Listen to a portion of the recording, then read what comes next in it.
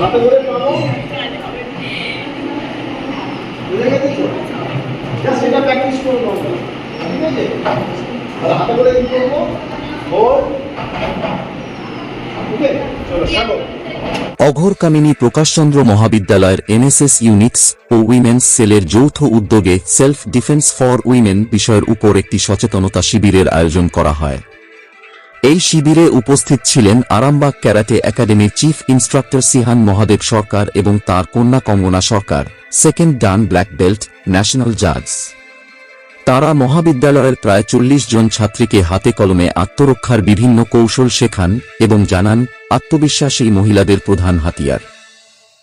এই শিবিরে উপস্থিত ছিলেন মহাবিদ্যালয়ের অধ্যক্ষ, এনএসএস ইউনিটসের প্রোগ্রাম অফিসারগণ এবং উইমেন্স সেলের সদস্যগণ। এই কর্মসূচির ফলে ছাত্রীরা যথেষ্ট উপকৃত হবে বলে মন্তব্য করেন মহাবিদ্যালয়ের অধ্যক্ষ। আজ অঘোরকামিনী প্রকাশচন্দ্র মহাবিদ্যালয়ের এনএসএস ডিপার্টমেন্ট এবং উইমেন্স সেলের যৌথ উদ্যোগে একটি সেমিনারের ব্যবস্থা করা হয়েছিল, যেটি সেলফ ডিফেন্সের ওপর, এবং উইমেন্স ডে উপলক্ষে মূলত এই প্রোগ্রামটি হয়। নারী সুরক্ষা নিরাপত্তার জন্য আমরা একটি প্রোগ্রামের আয়োজন করেছি এবং সেখানে উপস্থিত ছিলেন আরামবাগ ক্যারাটে একাডেমির যিনি চিফ ইন্সট্রাক্টর মহাদেব সরকার মহাশয় এবং ওনার কন্যা, ওনার সাথে ছিলেন ওনার কন্যা, এবং দুজনেই আমাদেরকে কিছু কৌশল শিখিয়েছিলেন। এবং এই প্রোগ্রামে আমাদের এনএসএস ভলেন্টিয়ার্স ছাড়াও কলেজের অন্যান্য যেসব ফিমেল স্টুডেন্ট ছিল তারা সব উপস্থিত ছিলেন এবং সাথে উইমেন্স সেলের বিভিন্ন টিচাররা শুনেছিলেন এবং খুব ভালোভাবে অনুষ্ঠানটি সম্পন্ন হয়েছে।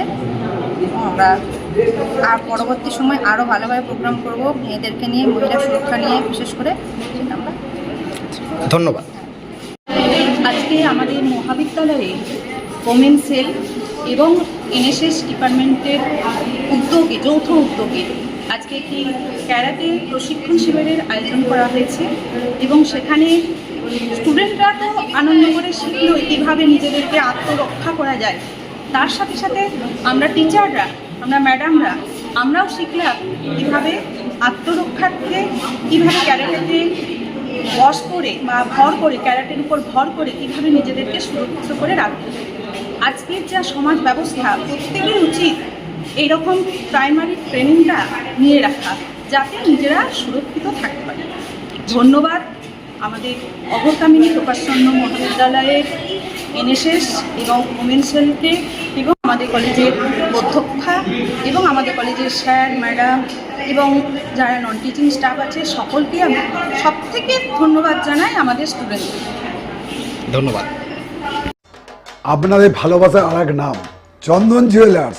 চন্দন জুয়েলার্স, আরামবাগ, সদরঘাট, হুগলি।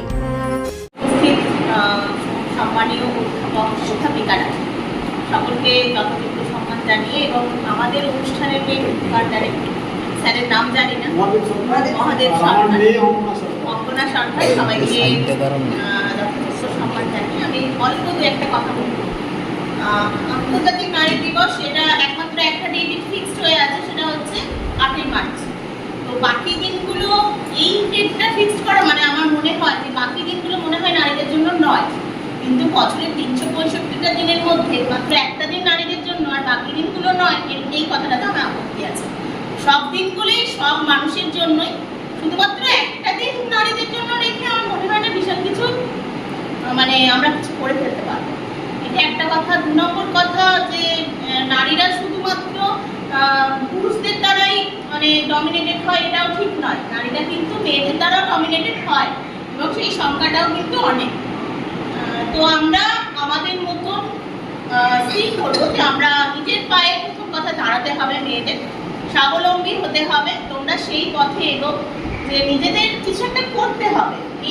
তার মানে এই নয় যে আমরা ডমিনেটেড তো হই, সে তো সবাই জানে যে আমরা ডমিনেটেড হই, কিন্তু তার মানে শুধু একটা দিন আমরা প্রোগ্রাম করলাম, বাকি দিনগুলো চুপচাপ থেকে গেলাম, সেটা নয়। সব দিনই নিজের যোগ্য মানে নিজের সম্মান নিজের কাছে রেখে তোমরা মাথা উঁচু করে দাঁড়িয়ে থাকো, মাথা উঁচু করে চলাফেরা করো এবং সবসময় মনে রাখবে তোমরা কখনোই অসম্মানিত নও, নারীরা কখনোই অসম্মানিত হয় না।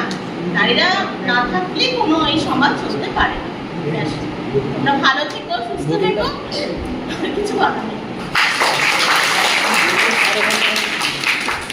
দেখুন আমাদের ওমেন সেলের একজন সদস্য শর্মিষ্ঠানী লাইব্রেরিয়ান, তোমরা জানো সকলেই, উনি তোমাদের উদ্দেশ্যে বিশাল কথা বলবেন।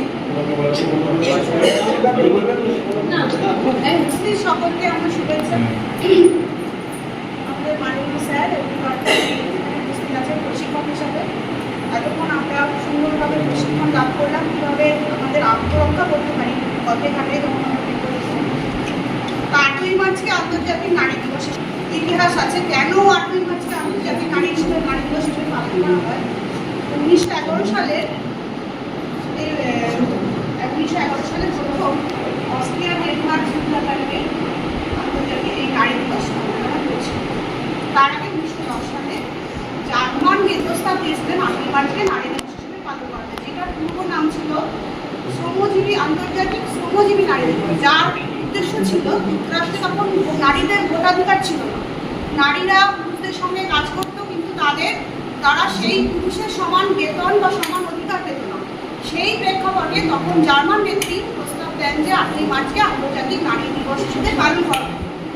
তারপরে জাতিসংঘ 1977 সালে প্রত্যেকটা তার সদস্য দেশকে বলেন যে 8ই মার্চকে আন্তর্জাতিক নারী দিবস হিসেবে পালন করা হবে, যার মূল উদ্দেশ্য হচ্ছে লিঙ্গ বৈষম্য দূর করা, নারীদের রাজনৈতিক, সামাজিক এবং সব ক্ষেত্রে নারীদের ক্ষমতায়ন, যার উদ্দেশ্য ছিল।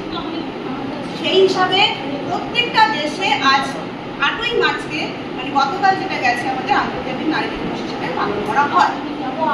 আর এটা 1911 সালে প্রথম শুরু হয়েছিল বলে 2011 সালে 100 বছর হঠাৎ করে পালন করা হয় আন্তর্জাতিক নারী দিবস হিসেবে। এবং ভারতবর্ষে কি হয়, ভারতবর্ষে আমরা এইটা তো পালন করা হয়, কিন্তু ভারতবর্ষে 13ই ফেব্রুয়ারি আমাদের মাননীয়, আমাদের প্রাক্তন, উনি ভারতের প্রথম রাজ্যপাল ছিলেন, আমাদের বিশিষ্ট স্বাধীনতা সংগ্রামী এবং ভারতের প্রথম মহিলা রাজ্যপাল সরোজিনী নাইডুর জন্মদিনটা 13ই ফেব্রুয়ারি বলে ওই দিনটিকে আমরা জাতীয় নারী দিবস হিসেবে পালন করি। যদিও আমরা এটা অনেকেই জানি না যে ভারতের একটি আলাদা জাতীয় নারী দিবস হিসেবে পালন করি। আমাদের জানা উচিত যে আমাদের জাতীয় নারী দিবস কিন্তু 13ই ফেব্রুয়ারি, সরোজিনী নাইডু যিনি ভারতের নাইটিঙ্গেল ছিল তার জন্য। আর নারী দিবসে আমাদের একটা কালার কোড মেনটেন করা হয়, বেগুনি। সেই বেগুনি রঙটি কেন মেনটেন করা হয়? যখন যুক্তরাষ্ট্রের ভোটাধিকারের জন্য নারী দিবসটা তারা আন্দোলন শুরু করেছিল, তখন তাদের একটি সংগঠনের 3টি রং ছিল, একটি হচ্ছে বেগুনি, একটি হলো সাদা এবং একটি সবুজ। বেগুনি রঙটি হচ্ছে ক্ষমতা এবং অধিকারের প্রতীক, আর সাদাটি আমরা সবাই জানি শান্তি, আর সবুজ তো জানি আমাদের সৌর্য বীর্যের প্রতীক। তো সেই হিসাবে বেগুনি রঙটিকে প্রাধান্য দেওয়ার জন্য নারী দিবসের রং করা হয়েছে বেগুনি। তোমরা এটা শিখে নিলে যে আজকে নারী দিবসের রং বেগুনি। শিবম মার্বেল অ্যান্ড গ্রানাইট, ঐতিহ্য আর আধুনিকতার মেলবন্ধন, এখন গড়বাড়ি, আরামবাগে। ফোন 9475179586।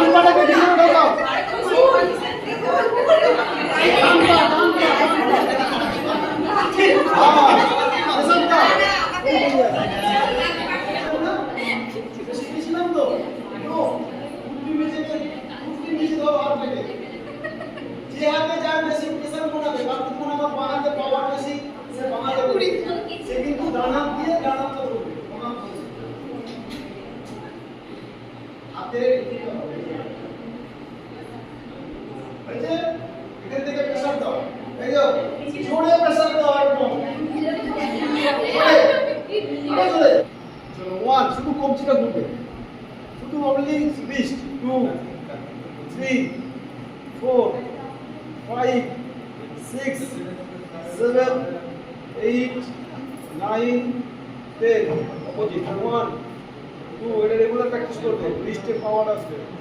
কবজিটা ভালো, কবজিটা ভালো, ঠিক আছে? এগুলো সমস্ত পার্ট আছে। চুড়ি, তুমি নারীর প্রিয় সব উৎসবে বাউটি, বালা, চূড়, মান্তাসা দেখলাম মন ভরে। জনপ্রিয়তায় আজও সেরা মিনা করা ঝুমকা, কানে দিলাম কান পাশা, পূরণ হলো সব আশা। হাতের আঙুলের আংটি নানা ডিজাইনে পাবে। ঐতিহ্যবাহী নেকলেস আজও মনে ধরে, জড়োয়া সীতাহার সবার নজর কাড়ে। তাই তো বিয়েতে পেলে এত গয়না সবার মনে ধরে। নতুন সম্পর্কের শুরুটা আজও সোনার মতো খাঁটি। যখন সেরা জিনিস, সেরা কালেকশন, সাথে ন্যায্য দাম, তবে উন্নতর কেন? অর্ধশত বছরের বিশ্বাস, আপনাদের ভালোবাসার আরেক নাম চন্দন জুয়েলার্স, আরামবাগ, সদরঘাট, হুগলি।